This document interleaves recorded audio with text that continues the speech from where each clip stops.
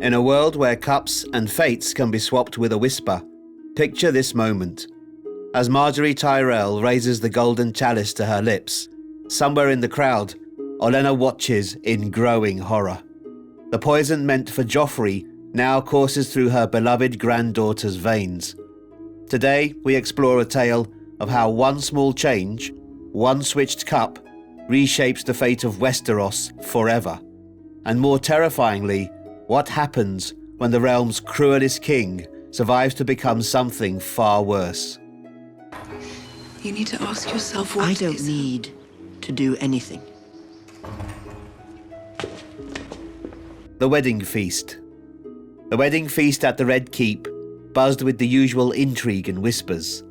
Cersei Lannister watched from her seat as Olenna Tyrell fussed over Sansa Stark's necklace, a seemingly innocent gesture that confirmed what her informants had whispered.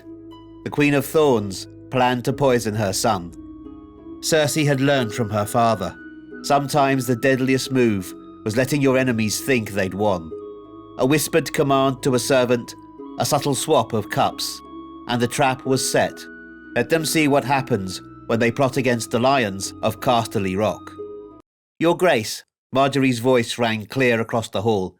Might I share a toast with my beloved king? Joffrey, basking in his moment of triumph, gestured magnanimously. Of course, my queen. Cersei watched with cold satisfaction as her son's new bride raised the cup to her lips. Olenna Tyrell, ever observant, ever plotting, was about to learn the cost of threatening a lion's cub. I would do anything for you.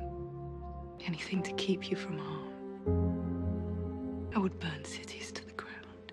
The silence that followed seemed to last an eternity. Then Margaery's hand flew to her throat. I can't, she gasped, her face already turning purple.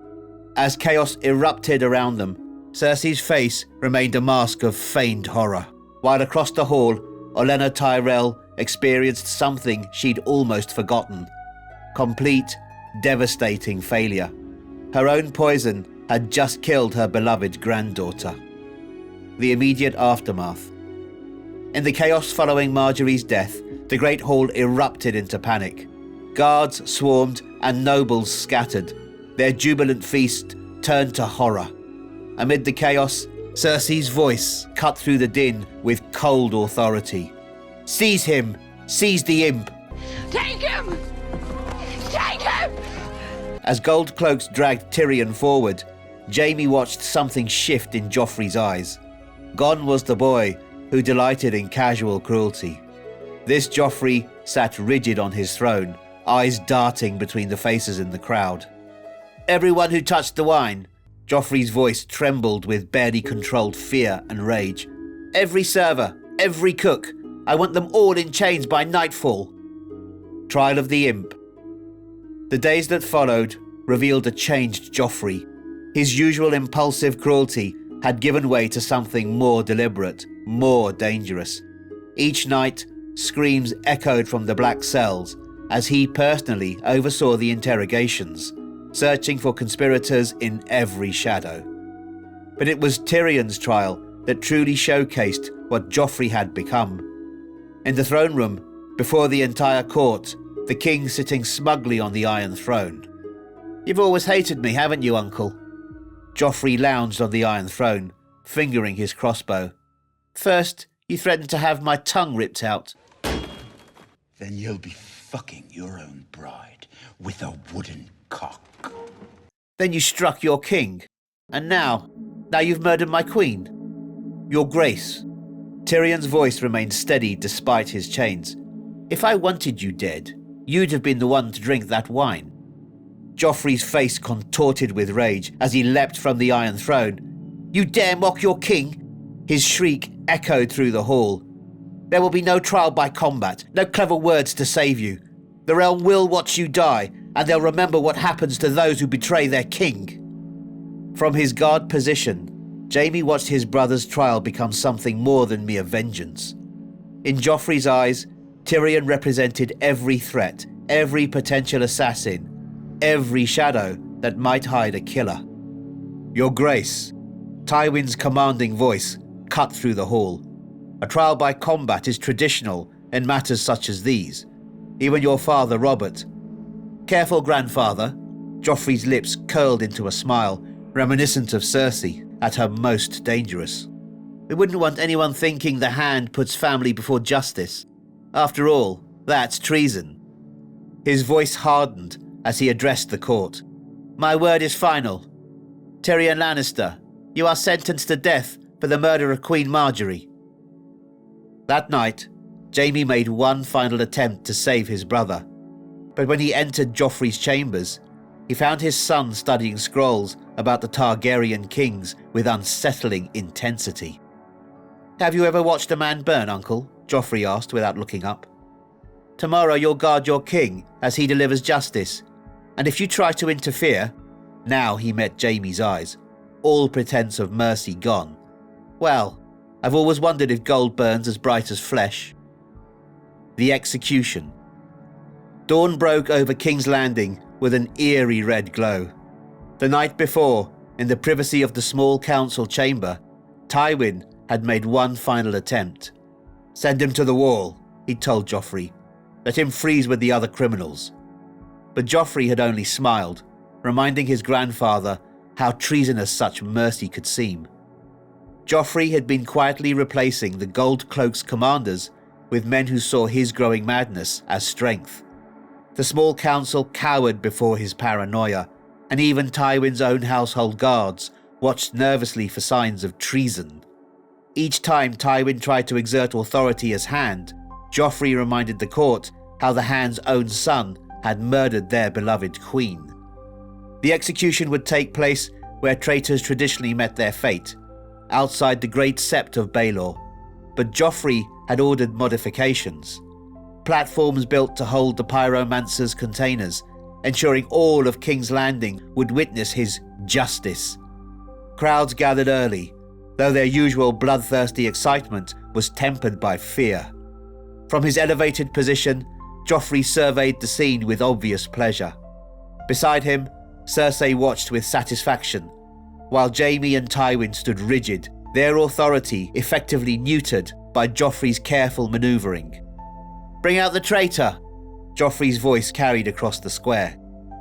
So, it appears my time has come, Your Grace, he called out, his voice carrying across the square.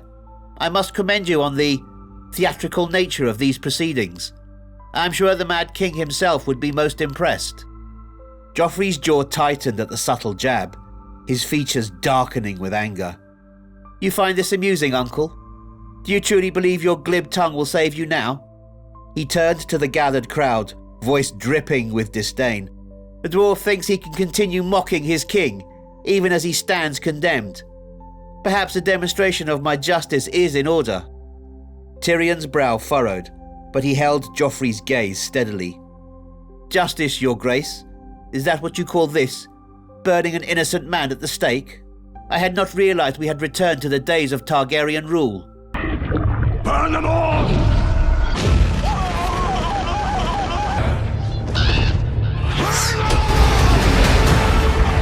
Joffrey's lips curled into a cruel smile. Innocent, Uncle. Do not take me for a fool. The entire realm knows of your treachery, the poisoning of the realm's queen on her wedding day. Guards, bring forth the pyromancers. The time has come for the imp to face the king's justice for his crimes. Your Grace. Tywin made one final attempt, only to have Joffrey's crossbow suddenly aimed at his chest. Another word, grandfather, and you'll join him. After all, protecting a traitor is treason, isn't it? Joffrey's smile grew wider. And we all know how the great Tywin Lannister deals with traitors. I learned from the best. As the pyromancers approached with their green flames, Tyrion spoke his last words. Not to Joffrey, but to Tywin. Well, father, it seems your golden grandson has finally made the Lannister name something to truly fear. Though I doubt this is what you meant by roaring. A look of cruel satisfaction spread across the young king's face as the flames began to lick at Tyrion's feet. At last, his hated uncle was powerless, bound and helpless before the might of the crown. Joffrey felt a surge of vindictive pleasure, his eyes gleaming with a hunger for vengeance. While the crowd watched in a somber, uneasy silence, Joffrey alone revelled in Tyrion's fiery demise, a twisted smile playing on his face as he bore witness to his uncle's torment. A mother's reckoning. The green flames of Tyrion's execution cast long shadows over the following weeks. Cersei Lannister, who had always seen only what she wanted to see in her son, could no longer hide from the truth. It started with small moments. The way Joffrey watched Tommen during meals, his eyes narrowing whenever his younger brother spoke. How he'd begun asking questions about historical younger brothers who'd inherited thrones. During a private dinner in the royal chambers, Tommen innocently mentioned his studies of past kings. Joffrey's reaction chilled even Cersei's blood.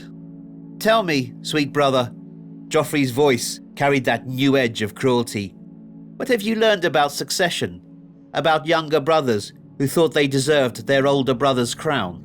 I only meant," Tommen stammered. "Leave us," Cersei commanded, but Joffrey countered her order. "No, mother, let him stay. Let him learn." Joffrey rose, circling Tommen's chair like a hawk. "Did you know, little brother, that during the Dance of Dragons, younger brothers tried to steal the crown, but they burned for it. They all burned." That night, Cersei found Tommen trembling in his chambers. For the first time, she saw Joffrey through clear eyes, not as her golden son, but as the monster she'd created. If we can't control him... Do you think I haven't tried? He doesn't listen to me. It's hard to put a leash on a dog once you've put a crown on its head. A monster who now saw threats everywhere, even in his own blood. "He's going to kill me, isn't he?" Tommen whispered. "Like he killed Uncle Tyrion." Cersei pulled her youngest son close, remembering Maggie the Frog's prophecy about golden shrouds. She'd always thought it meant her children would die as kings and queens. Now she wondered if she'd protected the wrong son all along. Each day, Cersei saw more of the truth her father had tried to warn her about. Every cruel gesture, every mad decree. Our king does not ask. He commands. You can't insult me! Kill him! Kill all of them, I command it! They were no longer the actions of a strong king, but the beginnings of something far worse. In saving her firstborn from poison, she'd created something deadlier than any venom. You can't talk to me like that! The king can do as he likes! The breaking point. Jaime stood guard outside the small council chamber, listening to his son's increasing paranoid ravings. But today was different. Today was about Tommen. A younger brother will always want what his elder has. Joffrey's voice carried through the oak doors. The Targaryens knew this. Why else did they have dragons kill their own kin? Your Grace, Pycelle stammered. Surely Prince Tommen spends too much time reading about kings. Tell me, Grand Maester, what books has my sweet brother been studying? Stories of successful usurpers, perhaps? In the coming days, Jaime made his way through the castle. He came upon a gruesome sight. The lifeless body of Tommen's beloved cat, Sir Pounce, nailed to the wall. A scrap of parchment had been stuffed in the poor animal's mouth, bearing the words, "All who conspire against the crown will be met with just consequences." Jaime felt a chill run down his spine at the savage threat cloaked in the guise of a child's innocent pet. Joffrey's message was clear. He would brook no dissent, not even from his own blood. This was no idle warning, but a stark reminder of the price for opposing the king.